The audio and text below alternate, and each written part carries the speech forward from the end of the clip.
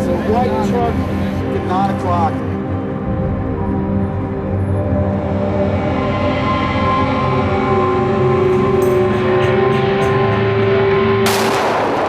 Get out!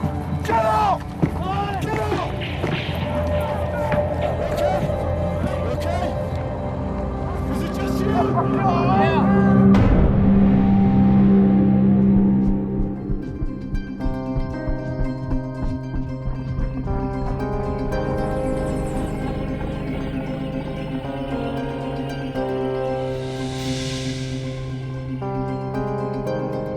I was on my way home on a Wednesday night to my house at dark time, and my house had all kinds of dark clouds. It was clear here.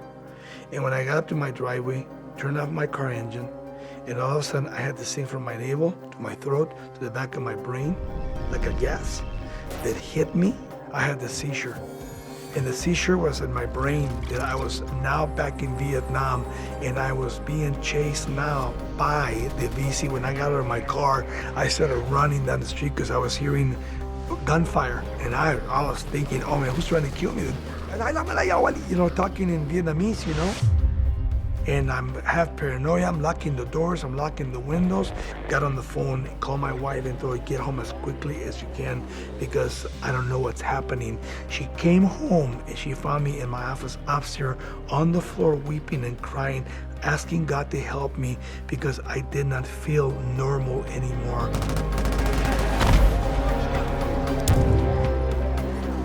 The next day I get up in the morning, I can't go to work anymore, I can't teach. I cannot teach and preach for the next 4 weeks.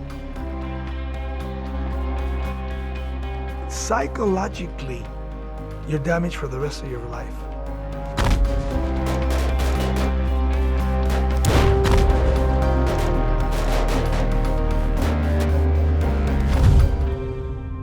I was born in Mexico City.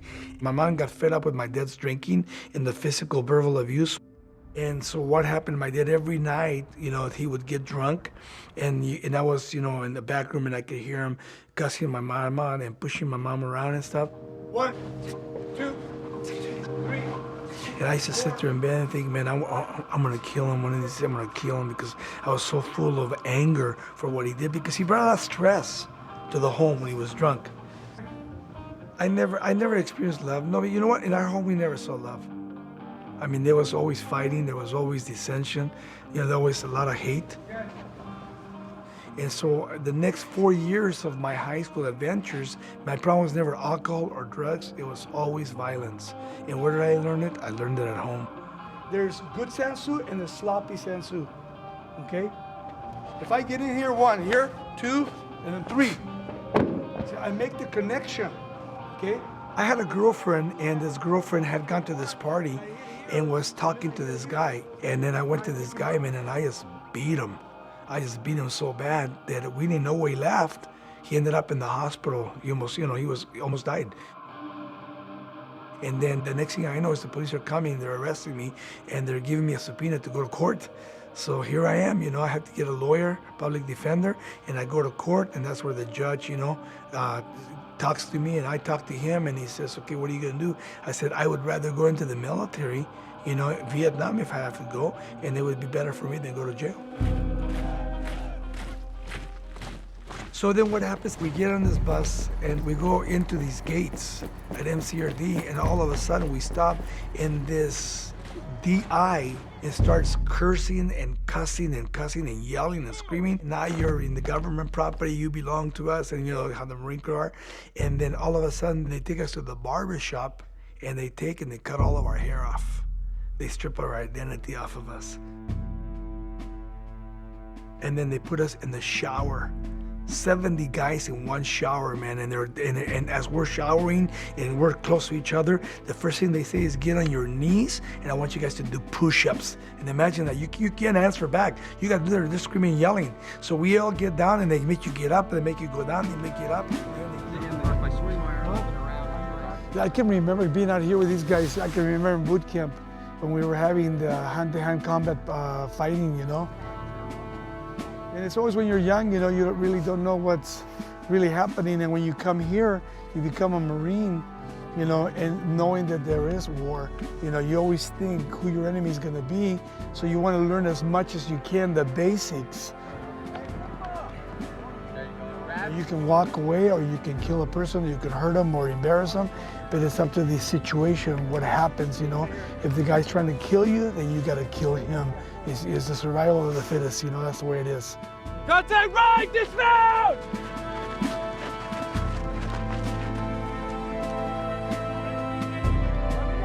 Go, rush!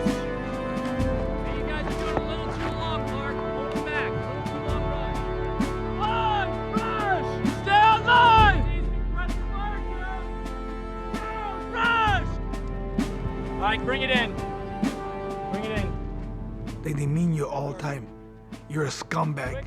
You're a maggot. You know, I mean, and they always use the F word, you know? And the thing about it is stripping your identity as a civilian and not building you as a Marine. And you can't call yourself a Marine until you graduate and you pass.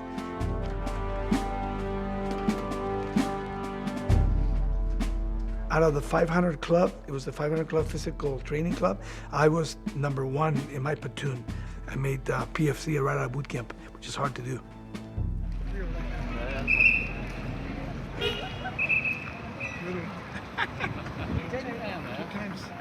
I got shot and I got blown up. Yeah. I remember when I got on that ship going over to Vietnam with 5,000 Marines, and we're on our way, and the first thing after 20-some days when we came to the coast of Vietnam, you could hear the actual, you know, where there was fighting going on. And you could smell the humidity, and you could smell a different smell from America in the jungles.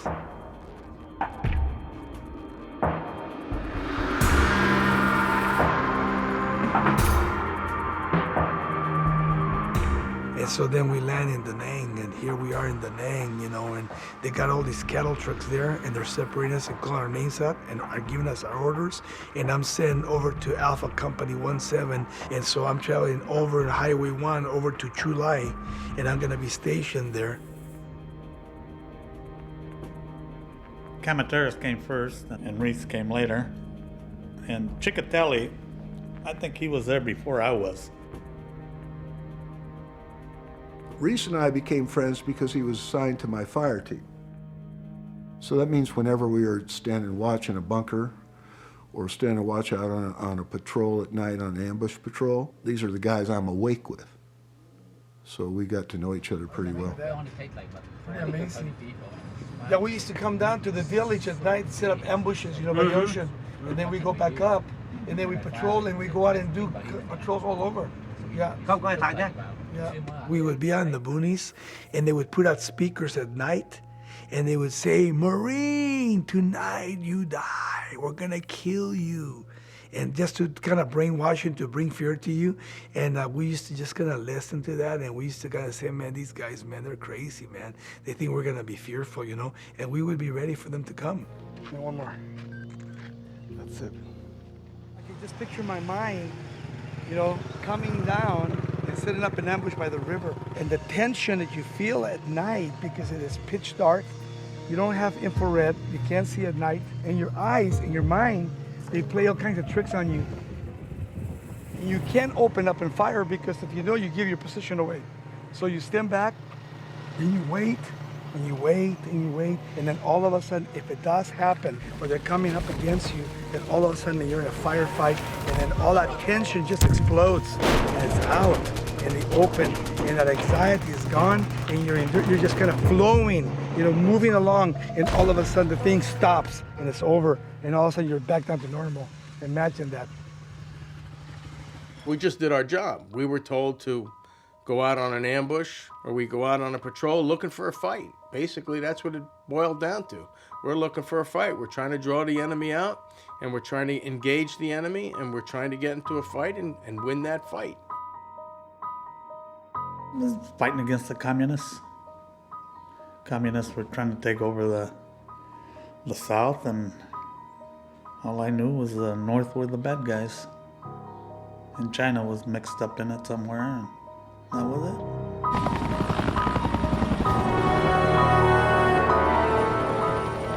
first time my boots hit the ground, I remember coming off that helicopter, you know, and thinking, oh, this is the real stuff now. I wonder if I'm gonna get shot, or am I gonna get blown up, or if I'm gonna be able to really, truly defend myself, you know, against Charlie and my enemy. And we jumped off that chopper and we ran for 500 meters. Dived behind a dike because all these explosions were going off around us, like a circle around our LZ. And that sniper opened up on me, man, and I could see the rounds bouncing all over me, and I was running for cover. I went over this dike, and I jumped down on this dike, and I could hear the dike just toom, toom, toom, toom, toom, toom, toom. And these people are trying to kill me. And we dive into the water and assume a prone position with our rifles. And my heart was beating so hard, and then I got support from my friends.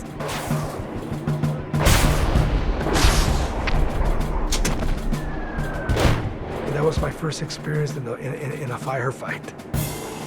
I was exhausted that day, but everything I'd packed was wet in the first minute off the chopper. And I didn't bring anything to take care of stuff like that because nobody said a word to me. And, you know, you are scared. You hear bullets around you, you get scared. If you don't, there's something wrong with the person. Being dropped into this new world, into this new life, into this matter of life and death existence was more than you can handle to begin with. I don't care how much training a person gets, it never becomes real until you're in real combat. Then you really know you're in combat.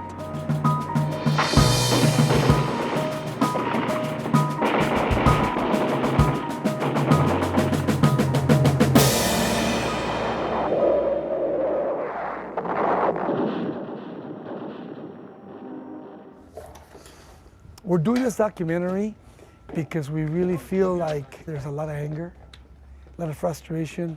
It's real hard to get that forgiveness, you know, in their heart because of what's happened, what they've seen, what they've been through, but like you know. And so that's why we're here, you know, to share your story.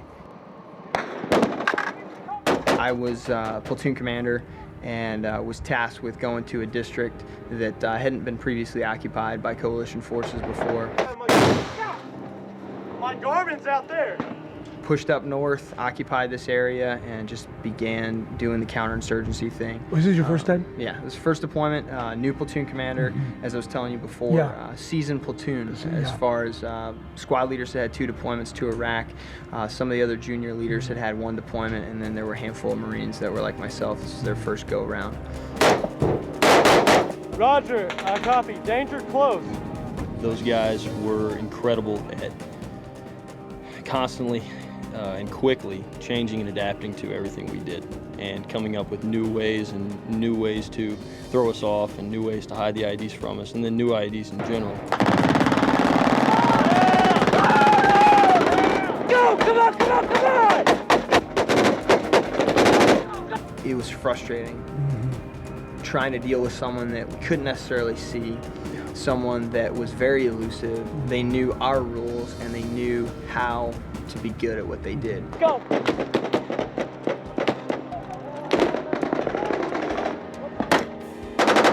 Skill level started increasing as they saw us carrying electronic countermeasures on our backs, and so they stopped doing remote and started doing more command wire. Well, then we started doing a different type of patrolling technique, so they started doing pressure plate. Well, we started sweeping for the pressure plates. It was just a constant cat and mouse game, but they were able to do quite a bit of damage on the company in that area. I witnessed a lot of amputation out there, and particularly one of my Marine that he knelt on an IED, which at the end killed him. That was very horrendous, just horrible. I don't know what, probably like the lowest point of my life at that time, just because I think a lot of the corpsmen especially, their number one job obviously is to save Marines, and sometimes we believe in that too much, and you know, my staff sergeant had said like you can't save everybody, And when you lose somebody and you kind of like really disappointed, like you kind of blame yourself for it. You feel like a failure. Yeah, I feel like I had failed the Marine or whatever.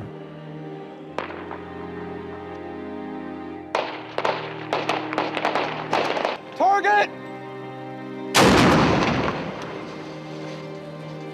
It's a shock, and then you really learn about life and death, really. Because I don't think a lot of people realize that until it actually happens.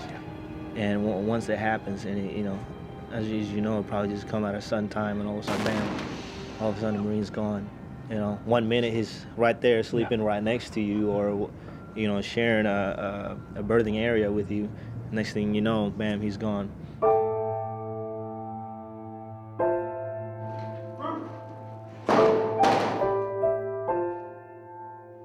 Our mission was to actually search and destroy the enemy.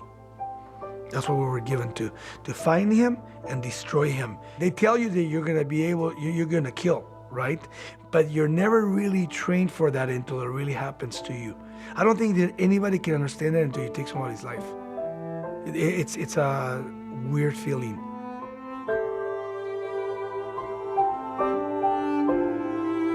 Well, what happened is when you kill somebody, it's like life comes out of you. Sure. Life comes out of you. You don't want it. You don't want that to do that, but you might go and do what you do. Because then you start thinking he has a family, and he has kids and everybody else, you know. But it's war, you know. Yeah, war's war. We were out and we had landed on this DMC in a village where we're doing a major operation. And when I came out of the back of the helicopter, we all went out, and all we could see was rice paddies and a whole village. And as we went into the village to search and destroy, all of a sudden there was this guy running across the paddies in black pajamas. And I took my M16 and I pointed it out. He was probably about 200 to 300 yards away. And I pointed it and I fired one shot, boom. And when I shot, all of a sudden I saw the body just collapse, go forward. And so what I did is I walked up to this man that I had shot. And when I turned him over, he had a hole in the back of his head, and then all of a sudden his face was gone, and it was just horrible. I couldn't believe for the first time in my life to see a human being disfigured, and now he was dead, and I had done it. I had taken his life. But then I remember that that's why I was in Vietnam. I was in Vietnam to fight this war that the enemy would have killed me if I would have killed him. And that was my first time that I began to feel deep within my heart the hardness that I had to get used to this, because this was going to be happening not just one time, but many other times it would come to pass because of everything that happened in my life. That's why they recruit 17 and 18-year-olds. I mean, because they're not sophisticated enough to know what they're getting into. There's going to be a lot of catch-22s. It's just full of catch-22s, morally, spiritually, emotionally, physically. It's not the way the manual says. It's not what the drill instructor tells you exactly. It's just an indicator. But emotionally, spiritually, your mind, however it's prepared, gets shattered. And then it gets shattered in a catastrophic event, you're really in trouble. I see life. It gets easier because you get harder, you know, you become more callous. You know, and the thing about it is, in war is you're thinking, if I don't kill them, they're gonna kill me, you know? You could come into so many different situations and not understand what you were looking at, what you were facing. For instance, patches in the grass where a 4-foot hole would be dug and someone would actually stand in that hole and lift up that patch of grass and shoot you as you were walking towards them, and then go back in there and you'd never know where they came from. They were kind of like chicken fighters, you know what I'm saying? They would never face you face to face. They were always hiding and sniping at you. You could never see them. They could see you. I always likened a patrol to a football game, and we seldom won. But if you went out and you didn't hit any booby traps and nobody got hurt, then you won the game. Or if you got somebody, but we seldom ever actually had the person that was firing at us, even though we had a few moments. Did it get to everybody? Sure, it got to everybody. There's somebody trying to kill you. You know, you weren't going out there looking to win a game. You know, it's not who gets the most points. It's who can stay alive, and it's a lot different when it's when you could be on the short end. You know, I started this journal right about Christmas because that's the time I was starting to miss home so much. So I started my diary not so much for detail, but for me to have something to remember. One of the sad days we had was April 27th, 1967. And I wrote in my diary that day, left at 8 o'clock for patrol through our area, blew a foot trap, which is a hole with a grenade in it, and then wham, Silva tripped one and blew his left foot right off.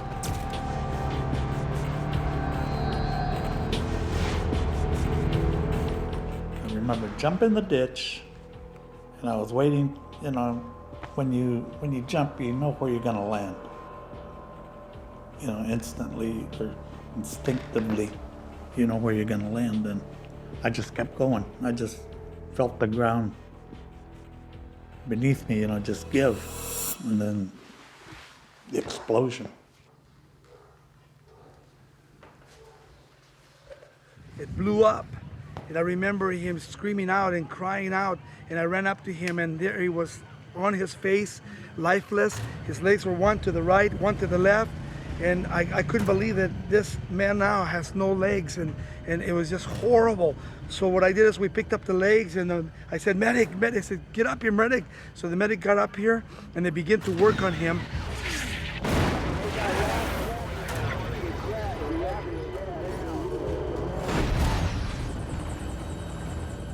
And then when the medevac left, we went ahead and started walking the rice paddies all the way across to the village. And when we got to the edge of the village, it opened up on us. And so we had a big old firefight there. And we finally, after the firefight, we went in and we actually destroyed the village.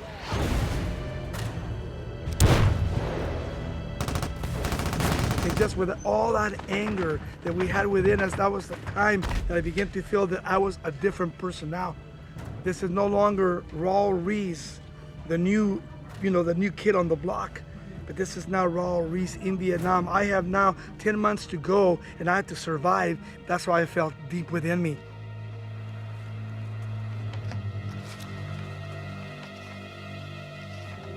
A lot of guys, including myself, took it hard, but Ries the most.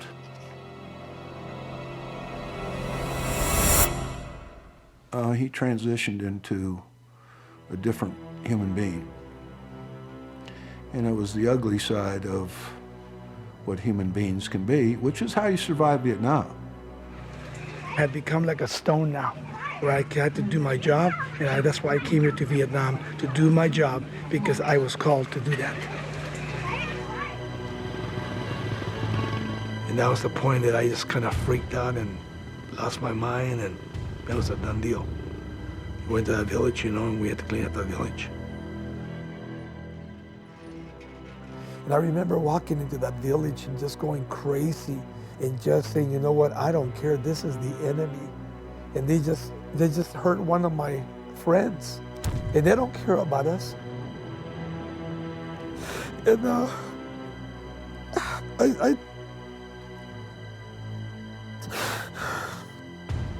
I didn't think that God could forgive me for what I did.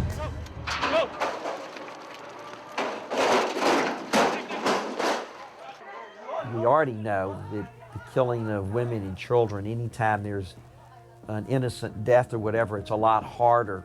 Not that it's easy to kill any human being, but particularly with children and women, it's harder on the psyche to handle and deal with it. It's just as hard now as I listen to guys from Iraq that have to go in and sweep neighborhoods. There's the Taliban or whatever in there firing from a building, and they have to take the building now. They go in there, they don't find the Taliban, but they find 15 women and children and old people, and they do that every day, and they pull those out. I think that equals anything.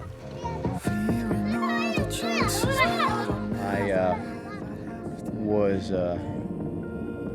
in charge of coordinating the close air support missions, whether that's just getting some extra eyes around or dropping a bomb on a target. It was my job. I was the one coordinating those airstrikes and painting the targets for the pilots to drop their bombs. There was a mission where we had a logistic train that was coming in to resupply, so they got ambushed. We had some air check on station, and I had them walk me onto the target where they were taking contact from. Dropped a bomb on that target.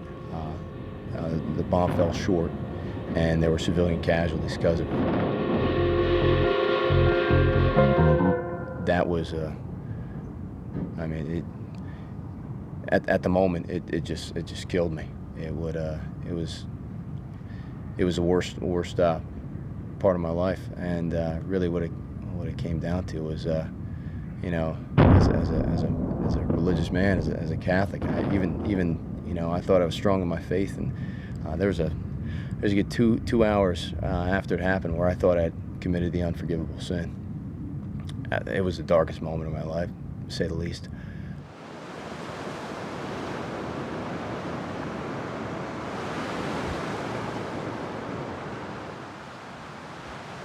I started feeling these uneasiness in me that I thought I was gonna snap. So they sent me to the doctor and they sent me to the psychologist. So when I went to see the psychologist in Da Nang, I told him, listen, if you don't get me out of the country, I'm gonna kill you. And he saw that I was for real, you know, my expression on my face. He got a piece of paper, started writing it. He handed it over to me and said, take it outside to the nurse and then take it to the counter. I took it there. They wrote up another note. They put me in this plane and they strapped me in and they took me to Oakland Naval Hospital with Dr. Wilson, Project 49A, which was a place for those that had come back from combat. They were flipping out.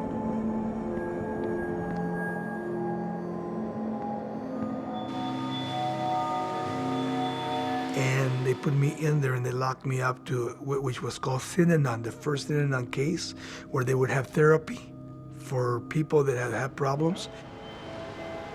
And because I didn't believe in that, and I was so angry that every time I would sit in a group therapy, I would always end up getting in a fight with everybody, and they end up tying me up, shooting me, and putting me in a room by myself.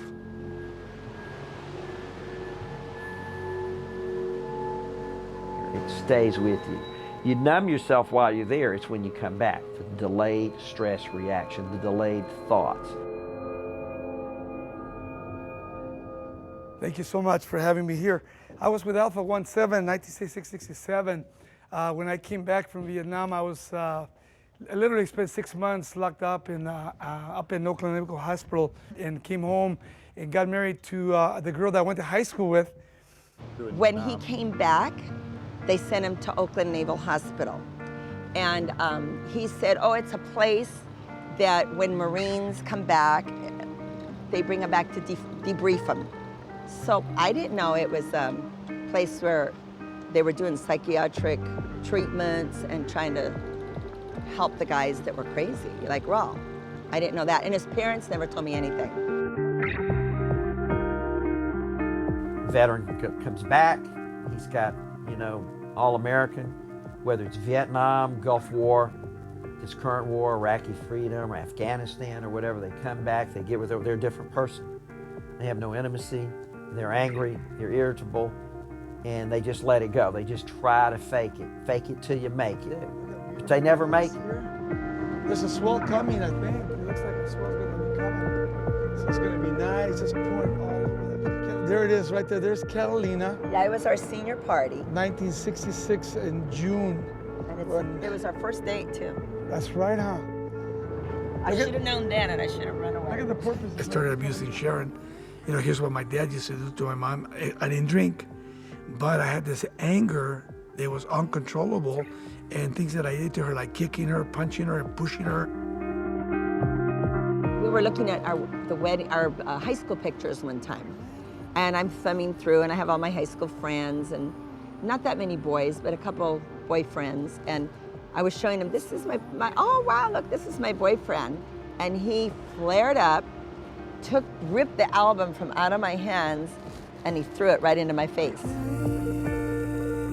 She kind of, pushed my button a little bit, and I took the album and I hit her right in the face. Boom! Knocked her all the way back. She made me mad because it was something she said to me, and it was like a dynamite. It just sparked and it was done. And I had my glasses on, so when he did it, I realized he's not even thinking that I have my glasses on, that I could be blind. And it cut my nose, and I was bleeding. I had a horrible headache. I didn't know if I was blind or what. And that's kind of how it was with him. She suffered a lot. She's been through hell. And I began to commit adultery with, against my wife. And my wife didn't know nothing about that. Now I tell my wife, hey honey, I'm gonna work late tonight. I'm not gonna be home, so don't wait up for me. And where I am with a woman. And I thought that I was escaping. I thought I could reach peace with that. But I got deeper and deeper, not in depression, but deeper and deeper in guilt, in condemnation. In PTSD, you're not comfortable with yourself. There's nothing you're comfortable with. So everything starts breaking down. Everything around you, inside out. You never know from one second to the next what's gonna freak him out. Like when we had all the kids in the car and they're all, we wanna go to McDonald's, we wanna go here, and stop it! He just couldn't handle anything, and he'd get drastic. He'd just stop the car, everybody out of the car, and drop us off in the middle of nowhere.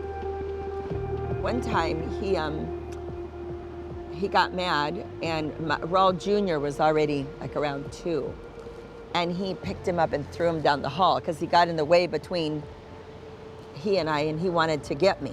So he threw him, and I thought, that's not gonna happen in our house.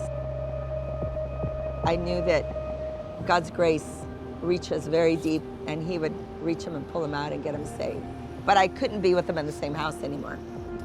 So eventually the wall comes, and it usually comes through domestic violence, it comes through a suicide attempt, it comes through substance abuse, drug abuse, physical abuse. It's manifested in nothing but negative and antisocial behavior. And so that night, when I was waiting for my wife, I saw her bags packed to the side. So I decided that, you know what, if she's gonna take, my kids, and she's gonna leave me, I'm not gonna be left alone. So what I would do is I would execute my kids, and then shoot out with the police, and that would be the end of that. I knew he would come to an end of himself at some point. That was my attitude. I wasn't afraid of him, even though he was thinking, I'll murder her. But I never thought of that. I mean, I already knew what it was to take somebody's life. I knew it, you see? So what happened is I went ahead and I just went berserk, man. Went and looked for my rifle, loaded up my rifle, tore down the house, and then the last thing I did was go up to the television with anger and hit the TV to break it. So I took my rifle and I hit the television. Television came on, and as the television came on, all of a sudden there was this guy kind of speaking and sharing. We are living in a very problemed world, and there's darkness on all hands, but in this dark world, there's a brilliant light that's now shining, and it's in the face. And he's talking there and sharing about God's love when here's a person that has all this hate. I didn't know love. I said, God's love? God loves me? And then I put my rifle to shoot Chuck Smith and turn off the television. I couldn't pull the trigger. I was locked in. And the reason is because I saw this smiling face, and this love was flashing right through him. And what Chuck was doing on that side, he was pouring all this love into my heart. It made a little bit of sense in my brain and my heart, and then all of a sudden, all that pride that I had and all that anger and stuff that was flowing through me, I got on my knees and I said, if God is real, I want you to touch my life. The grace of God, where sin did abound, grace did overflow. And it's so beautiful to see the changed lives. And what was so cool about that is I took my finger away from the trigger, pulled it off, and then I just kind of laid down my rifle and I began to listen. It's like the word of God was stronger than my rifle, more power than the gun. And I didn't see any lightning or hear voices or anything like that, nothing weird.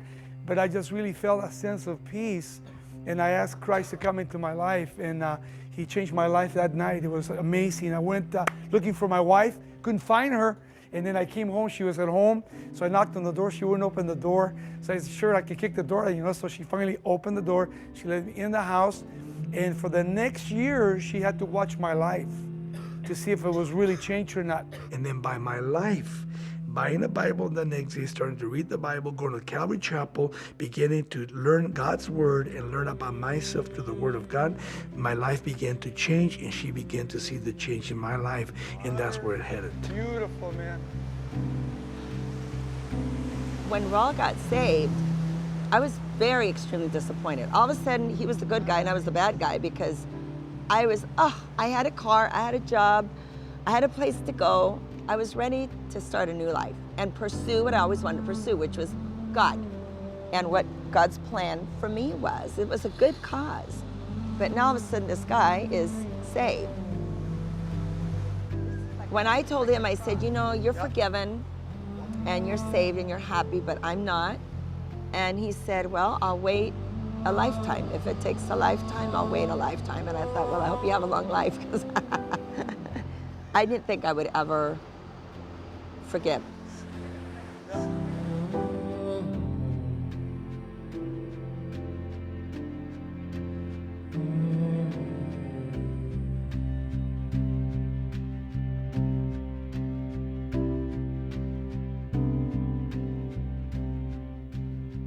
I remember there came a day when there was automatically forgiveness in my heart. It was just one day I woke up and I thought, I love this guy. I started thinking he's cute again, and I thought I want to spend my life with him. And I just had it in my heart. It's a miracle. I really mean it with my heart. I love you guys, and I'll be praying for you guys. That God will really help you, protect you, watch over you. And America's a great place to live, a great place we are. Our freedom is because of you guys, what you guys are doing. So I just want to thank you guys so much for your service, and thank you so much for your families. We are praying for your families, we're praying for you guys, and that God will give you a safe return, and just to, to keep you a safe mind and a safe heart. God bless you guys, man. Semper Fi.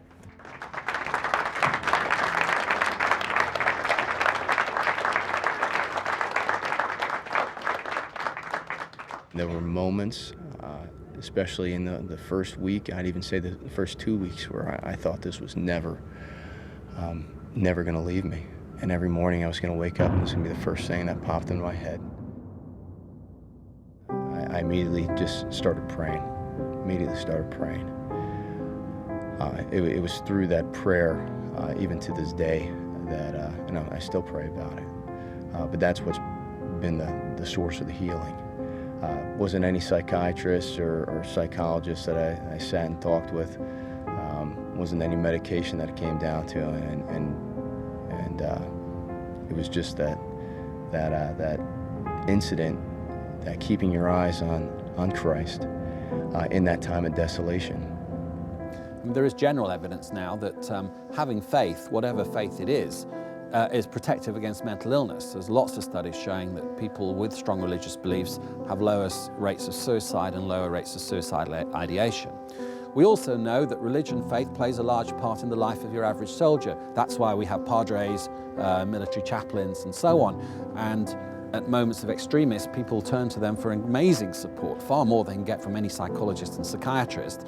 So not even the most skeptical atheistic psychiatrist, which is what I am, could possibly deny the role of religion in helping people in coping with their experiences. It brings forth something fruitful. God doesn't give you anything you can't handle, and He doesn't allow any evil to happen unless He knows that a greater glory can come from it. And with that in mind, the trick to that, though, is you have to keep your eyes on Christ. You have to keep the faith.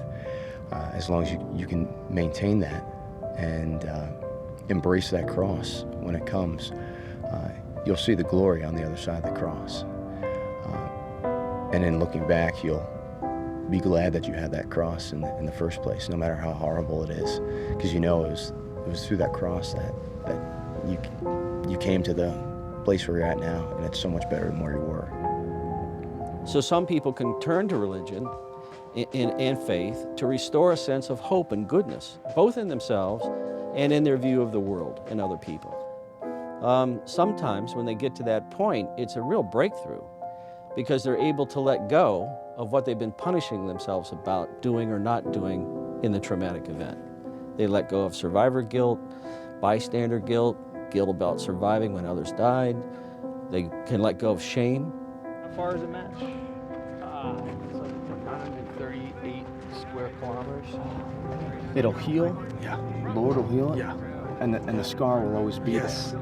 Yes. So there's always gonna. I'm not gonna say that I never think about it, but what I do now, I call them all those people my saints. Saints, yeah. And I know that they're with the Lord, and I can they're interceding for me. They're wanting to lift me up, and that was something very healing. And my heart goes out to you guys. I love you guys. It's just Allah. Thank you for coming, man. Thanks, bro. Awesome.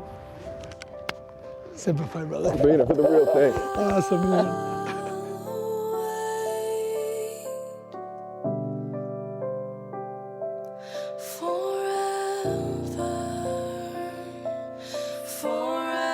It took Raul a lifetime to find his friends, not because he was looking for them, he was just always sad. What happened to Pete? What happened to Ken? What happened to Chick?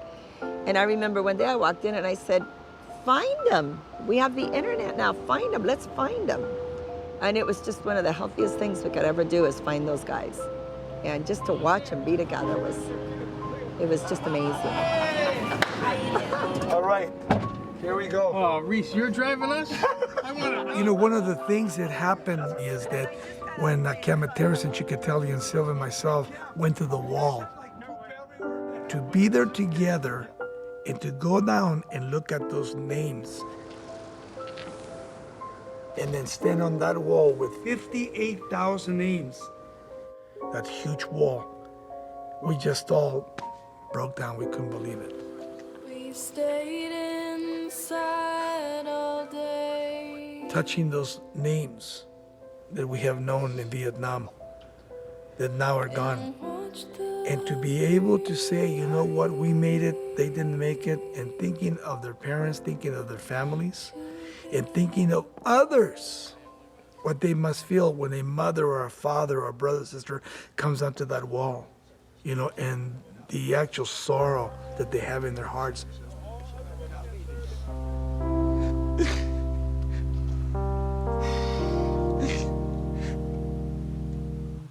But for us, it was not only a time of weeping and crying, but it was a time of uniting too.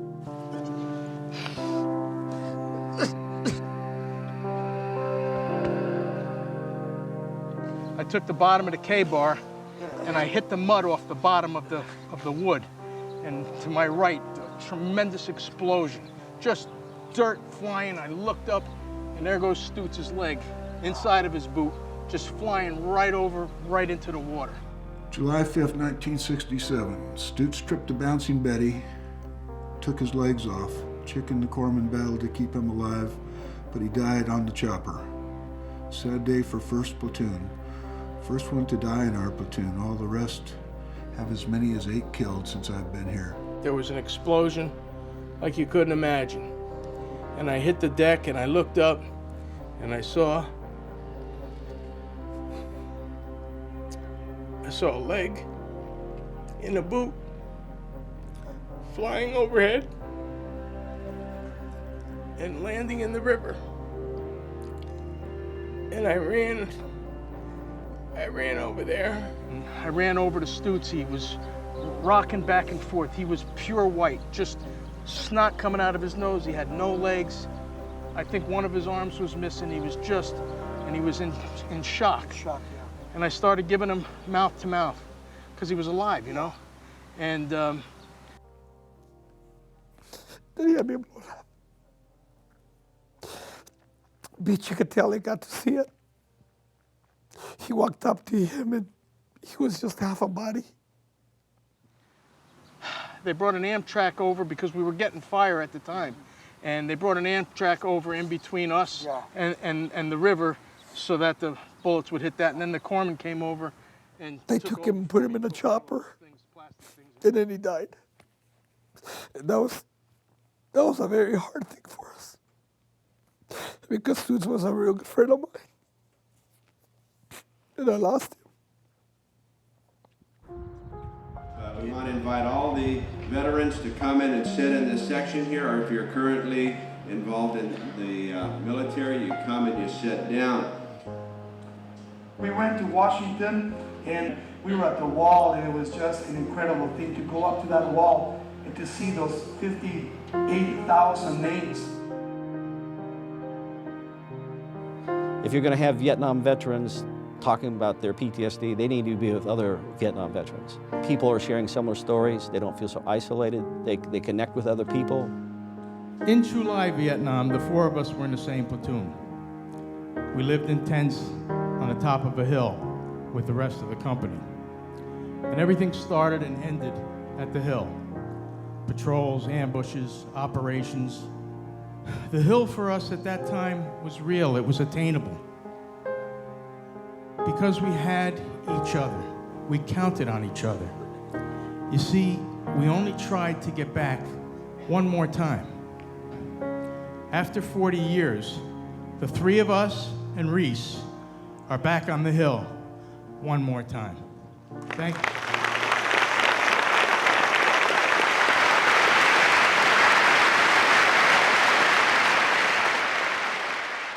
People ask me, well, how has your three friends dealt with, this problem with, nightmares, dreams, anger, anxiety, all these things that are there, I think like Pete Cicatelli, he hasn't really been able to sleep for years and years and years. And I think that he, has dealt in a certain way, in his life, maybe by having a couple drinks, You gotta understand. I mean, I don't know, PTSD, conscience, you call it whatever you want. But this is not a basketball game, or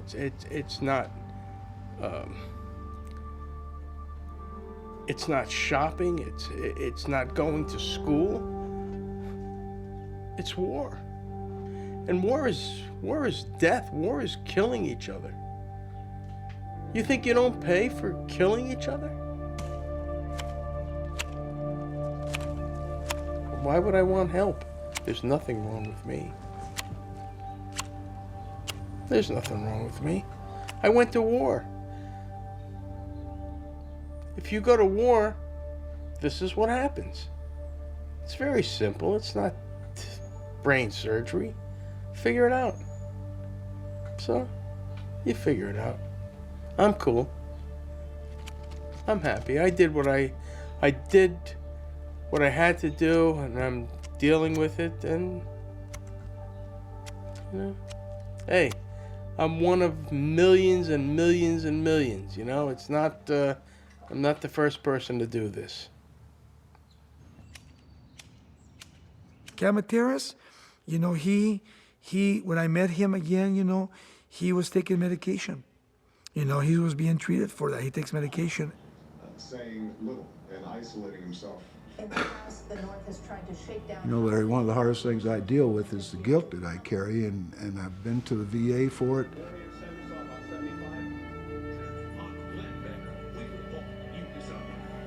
I'm dealing with memories, things that I'd blocked out for all the time, that once I hooked up with my friends, and you got Ries and Silva and Cicatelli, and you're at the wall with the only three guys that signed in my diary, it all came back. And by going to the wall, I'm telling Chick that I'm going to leave it at the wall. This is the time that we go to the wall together and we say, I'm done with this crap. It's time to put it in a place that says it can't harm me anymore. It was hard because then he went through a period where he wasn't working. Remember, you went through like 10 years of just drinking? Mm-hmm. And at the time, we were so young and we didn't really have like a picture of what he had gone through. Pete Silva, I talked to his sisters, and they said he never ever talked about it ever until we came in contact with him. Then he opened up, they found out everything that he had gone through and everything that happened. And he was an alcoholic for many, many years.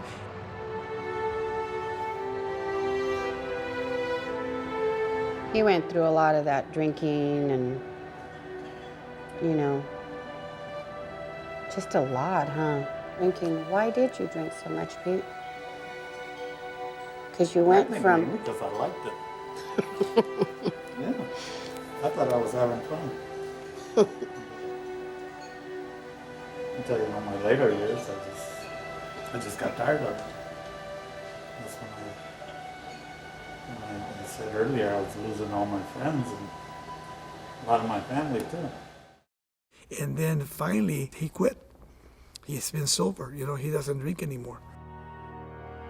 Ollie, you're gonna go to punching. There, triangle.